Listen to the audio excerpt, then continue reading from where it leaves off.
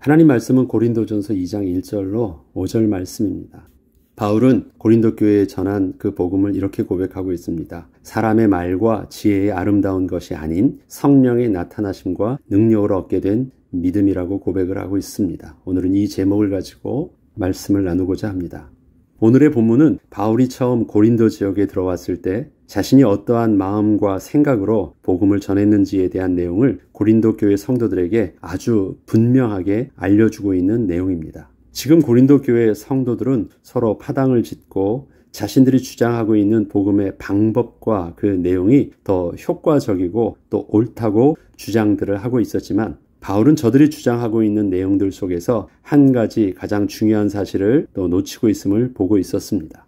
고린도 교회 성도들은 자신들도 모르는 사이에 우리는 바울과 베드로 그리고 아볼로에게 속하였다고 하면서 하나님이 베풀어 주신 구원의 은혜가 마치 자신들에게 복음을 전해준 또 자신들이 영향을 받은 그 사역자들의 특별함 속에 있는 것처럼 오해를 하고 있었기에 바울은 우선적으로 구원의 실제적인 역사가 어떠한 개인의 능력과 역량이 아닌 오직 성령님의 역사임을 분명하게 알려주고자 했던 것입니다. 바울은 우선적으로 자신이 전했던 복음의 내용이 어떠한 것인지를 말하기보다 어떠한 자세로 복음을 전했는지에 대해서 먼저 설명을 했습니다.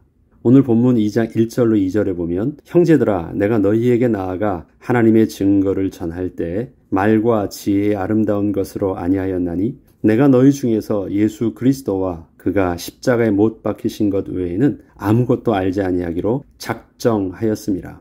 바울의 표현 중에서 작정하였다, 또 아무것도 아니하기로 하였다, 이런 말들은 되게 강조하는 강한 표현들입니다. 뭔가 그 마음에 새겨진 것이 있기 때문에 그렇게 의지적으로 이렇게 하였다라는 것을 강조하고 있는 것입니다.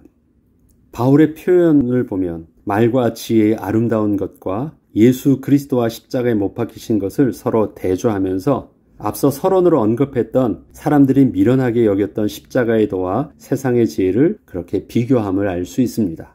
이것은 세상 사람들이 처음으로 예수 그리스도와 십자가의 도를 접하게 될 때 지혜로운 말도 아니고 듣고 싶어하는 아름다운 감동의 내용도 아니기에 그저 미련하게만 들릴 것이 분명하지만 바울은 그럼에도 불구하고 그 미련한 복음만을 전하기를 그 마음에 작정을 하고 전했다는 것이었습니다. 바울은 자기가 전하는 이 십자가의 복음이 세상 사람들에게 그렇게 아름답고 감동스럽고 또 듣기를 원하는 내용으로 전달되지 않는다는 것을 알고 있었습니다. 그래서 전에는 그것을 마치 가루약을 먹기가 힘드니까 그것을 캡슐에다 넣어서 알약으로 넣어서 전해주면 좀 더 쉽게 전해줄 수 있었음에도 불구하고 그럼에도 불구하고 바울은 그 거친 복음을 그냥 전하기를 아주 작정하였다는 것입니다. 모르고 전한 것이 아니라 알면서도 그렇게 하였다라는 것입니다. 예수 그리스도와 십자가의 도를 접하게 될 때 지혜로운 말도 아니고 듣고 싶어하는 아름다운 감동의 내용도 아니기에 그저 미련하게 들릴 것이 분명하지만 바울은 그럼에도 불구하고 그 미련한 복음만을 전하기를 그 마음에 작정을 하고 전했다는 것이었습니다. 바울이 이렇게 강한 어조로 고린도 교회 성도들과의 첫 만남의 모습을 언급한 이유는 지금 고린도 교회 성도들이 각각 자신들은 바울과 베드로 그리고 아볼로 심지어 어떤 이들은 예수 그리스도에게 복음을 듣고 감동을 받아 구원을 얻었다고들 하지만 사실 바울 자신은 자기가 복음을 전할 때 사람들이 그렇게 은혜를 받고 감동을 받을 만한 말과 내용으로 전하려 하지 않았다는 것을 분명히 하고자 했던 것입니다. 바울에게 은혜를 받았던 사람들은 어떻겠습니까? 바울이 전할 때 다른 사람과 다른 특별함이 있었다고 느꼈겠죠. 그래서 나는 바울파라고 말을 하겠죠. 그런데 바울은 그렇게 전하지 않았다는 것입니다. 바울은 심지어 자신이 복음을 전할 때 자신의 몸과 그 마음의 상태가 어느 정도였었는지를 좀 더 이렇게 구체적으로 진술하고 있습니다. 내가 너희 가운데 거할 때에 약하고 두려워하고 심히 떨었노라.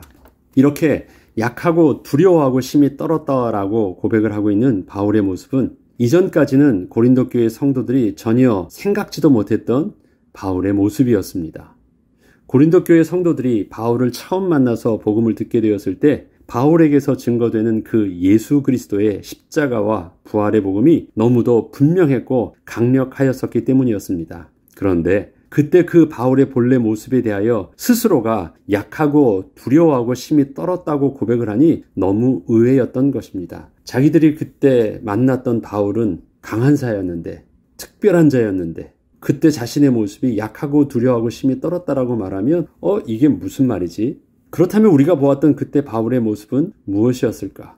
고린도 교회 성도들은 이렇게 스스로 의문을 갖지 않을 수 없었을 것입니다. 이에 대해서 바울은 계속해서 그 이유에 대하여 이렇게 설명을 하고 있습니다. 4절과 5절에 보면 내 말과 내 전도함이 설득력 있는 지혜의 말로 하지 아니하고 다만 성령의 나타나심과 능력으로 하여 너희 믿음이 사람의 지혜에 있지 아니하고 다만 하나님의 능력에 있게 하려 하였노라.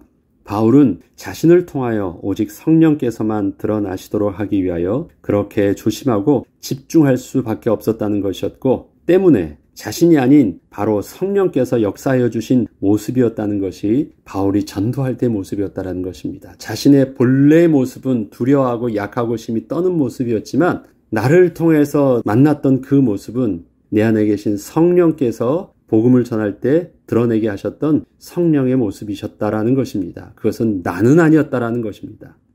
이것은 고린도 지역에 오기 바로 직전에 아덴에서 말과 지혜의 아름다운 말로 복음을 포장하여 전하려 하다가 그렇게 또 겪게 되었던 전도의 실패에 부끄러운 경험이 있었기에 더더욱 가슴 깊이 새겨지게 된 것이기도 했었습니다. 아덴 하면 아테네 지역에서의 바울의 모습이 어땠습니까? 말과 지혜의 아름다운 것으로 복음을 포장했던 것이었거든요. 복음의 내용이 틀린 것이 아니었습니다. 그런데 그 복음을 자기의 능력으로 포장하여 전하려 했던 것입니다. 구원을 얻는 믿음은 성령 하나님의 역사가 아니면 아무도 얻을 수 없습니다. 그리고 성령 하나님께서 역사하시려면 오직 세상 사람들이 말하는 전도에 미련한 것, 즉 예수 그리스도의 십자가와 그 부활하심을 증거할 때 외에는 성령의 역사가 일어나지 않기 때문입니다. 구원의 역사는 성령의 역사가 일어나야 돼요. 그런데 그 성령의 역사를 바울 스스로가 제한하면 안 된다는 것을 바울이 너무 뼈저리게 체험하고 알고 있었던 것입니다. 복음은 어떻게 해서든지 사람들이 받아들이게 하면 되는 것이 아닙니다. 복음의 내용이 거칠고 미련해서 사람들이 그 복음을 받지 않는 것이 아니기 때문입니다.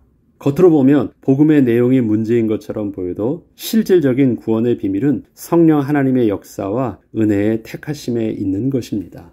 많은 자들이 예수 그리스도의 복음을 얻게 된 것은 지혜의 말과 그 다음에 아름다운 말이 아닙니다. 예수 그리스도의 십자가의 구원의 복음이 거칠어 보이더라도 하나님께 주시는 은혜의 믿음의 선물로 인하여 그 복음을 얻게 된 것입니다. 그렇기 때문에 전도에 미련해 보이는 것, 다시 말해서 십자가의 복음이 구원을 얻는 우리에게는 하나님의 능력이지만 또 하나님의 지혜이지만 멸망하는 자들에게서는 부끄러운 것이고 미련한 것으로 들려지는 것입니다. 그 선을 우리가 명확하게 긋지 않으면 우리는 자꾸 복음을 어떻게 전하려고 하느냐? 바울이 아테네에서 그렇게 말과 지혜의 아름다운 것으로 포장하여 전하려고 하는데, 그래서 사람들을 이 복음을 전하기 위해서 설득하려고 하는데 우리가 애를 쓰게 되는 것입니다. 복음의 내용이 틀리지 않아요. 그러나 복음을 전하는 자세는 달라질 수 있습니다. 설득하려고 전하면 안 되는 것입니다. 내가 어떻게 해서든지 복음을 저 사람들이 이해할 수 있도록 애를 쓴다고 해서 될 문제는 아닌 것입니다. 하나님께서 복음을 복음답게 전하게 하셨을 때 그 복음의 내용이 정확하게 전달되어질 때 하나님께서 택하신 자, 예비한 자에게 성령께서 그의 마음 문을 열어주시고 믿음의 눈을 열어주셔서 온전히 예수 그리스도를 구주로 영접하게 하시는 것입니다. 구원을 주시는 성령의 역사는 하나님의 주권적인 역사입니다. 하나님이 원하시는 대로 하실 일인 것입니다.